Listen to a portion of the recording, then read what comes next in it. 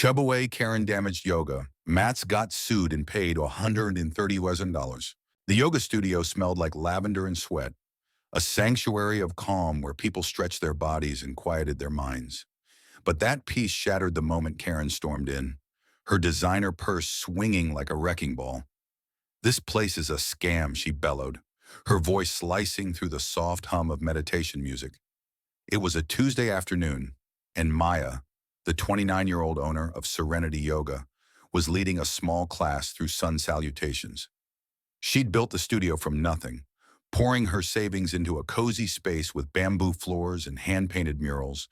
Her students, a mix of stressed-out professionals and curious beginners, trusted her to guide them. But Karen, a new face with a permanent frown, had other plans. She'd signed up for a free trial class, then spent the entire session complaining about the temperature, the music, even the way Maya said breathe. By the end, she'd stormed out, vowing never to return. Nobody expected her to come back. But 2 nights later, Maya arrived at the studio to find the front door ajar, the lock scratched and mangled. Inside, the scene was devastation. Dozens of yoga mats, vibrant blues, purples, and greens lay shredded, their foam innards spilling like guts across the floor. The mirrors along one wall were smeared with red spray paint, the words fraud and liar scrawled in angry loops. Maya's heart sank. This wasn't just vandalism. It was personal. She called the police, her hands shaking as she dialed. The officers took photos, dusted for prints, and asked if she had any enemies. Maya shook her head, bewildered. She'd only been open 6 months, and her biggest crime was offering free herbal tea. But as she swept up the debris, a sinking feeling grew. Karen's tantrum during class, her accusations of scamming customers. Could she have done this the next morning? A neighbor's security camera footage confirmed it. There was Karen, caught in grainy black and white, sneaking into the studio at 2 a.m. with a pair of scissors and a can of spray paint. She didn't even try to hide her face. Maya stared at the footage, her shock turning to fury. This woman who'd waltzed in demanding special treatment had destroyed her livelihood. The mats alone cost thousands to replace, and the damage to the mirrors and reputation was even worse. Maya wasn't just angry, she was determined to fight back. She hired a lawyer, a no-nonsense woman named Elena, who specialized in small business disputes. Elena reviewed the evidence and smirked. "This Karen's about to learn a lesson," she said, filing a lawsuit for property damage, defamation, and emotional distress. The total claim $132,000. Maya hesitated, wondering if it was too much. But Elena was firm. "She didn't just ruin Mats. She tried to ruin you." As word of the lawsuit spread, the community rallied. Students posted about Serenity Yoga on social media, sharing photos of the trash studio and calling for justice. But Karen wasn't silent. She took to X, posting rants about how Maya's studio was a money-grabbing sham and how she was the real victim, targeted for speaking out. Her posts gained traction among a small but loud group of followers who flooded Maya's pages with hate. "You're just jealous of Karen's confidence," one wrote. "Yoga's a cult anyway," said another. Maya tried to ignore it, but each comment felt like a jab to the gut. Then came the twist nobody saw coming. At a pre-trial hearing, a man named Tom stepped forward. He was a quiet, middle-aged accountant who'd been in Karen's trial class, blending into the background with his faded sweatshirt and nervous demeanor. He approached Maya after the hearing, his hands stuffed in his pockets. "I saw something that night," he said. "I live across the street. I couldn't sleep, so I was up late and I saw her do it." Tom hadn't just seen Karen on camera, he'd witnessed her in real time, slashing mats and spray painting the mirrors with a kind of manic glee. He'd been too nervous to tell the police initially, afraid of getting involved. But when he heard about the lawsuit, he couldn't stay silent. His testimony was a game changer, adding an eyewitness account to the already damning footage. Maya felt a flicker of hope, but also dread. Karen wasn't the type to back down. The trial date loomed, and the tension grew unbearable.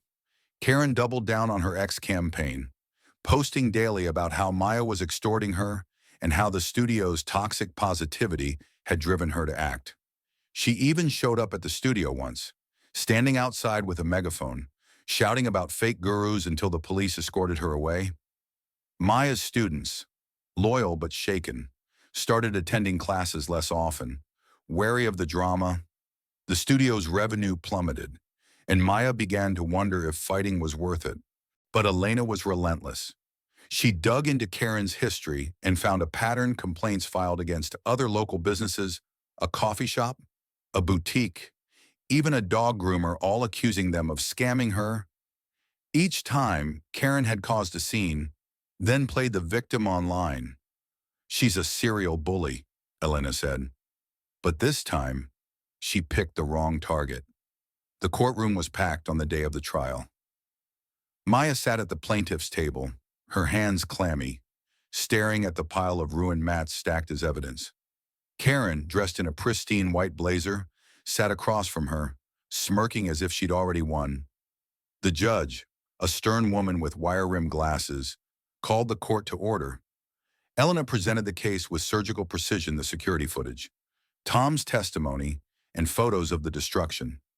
She showed screenshots of Karen's ex-posts, each one dripping with venom. The crowd murmured as the images flashed on the screen-torn mats, defaced mirrors, and that hateful word, fraud, glowing red. Maya took the stand, her voice trembling but clear. She spoke of her dream to build a community, how every mat represented a student's trust, and how Karen's actions had nearly broken her. Karen's defense was a spectacle. She claimed she'd been provoked by Maya's unprofessional studio. She said the mats were cheap anyway, and that she was just expressing her frustration. When Elena cross-examined her, Karen unraveled. "You can't prove I meant to hurt anyone," she snapped. Her face flushed, but the evidence was ironclad. Tom's testimony sealed it, his quiet voice describing how Karen had laughed while slashing the mats, as if it were a game. The judge's gavel fell like a thunderclap. Karen was found liable for all charges: property damage, defamation, and emotional distress. The total $130,000 plus court costs. The courtroom erupted in whispers, and Maya felt tears prick her eyes, not from sadness, but from relief. Karen's smirk was gone, replaced by a stunned, hollow stare.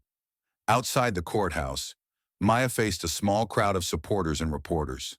She didn't gloat. She didn't need to. This wasn't just about money, she said, her voice steady now. It was about standing up to someone who thought they could destroy and walk away. Karen, meanwhile, slipped out a side door, her phone silent for the first time in weeks. Her ex account, once a megaphone for her rage, went dark. The money from the lawsuit helped Maya rebuild. She replaced the mats, repainted the mirrors, and even added a new class for trauma survivors, inspired by her own journey. The studio thrived again, its community stronger for it. But the scars of Karen's rampage lingered not just in the studio, but in the way Maya now double-checked the locks each night. Karen's downfall wasn't just financial. Her name became a cautionary tale in the neighborhood, whispered in coffee shops and group chats. She'd moved to another town, but rumors followed: unpaid fines, more complaints, a life unraveling. Some said she'd learned her lesson, but Maya wasn't so sure. People like Karen didn't change, they just found new targets. What do you think? Was justice served? Or did the punishment outweigh the crime? Share your thoughts. I'm curious to hear where you stand.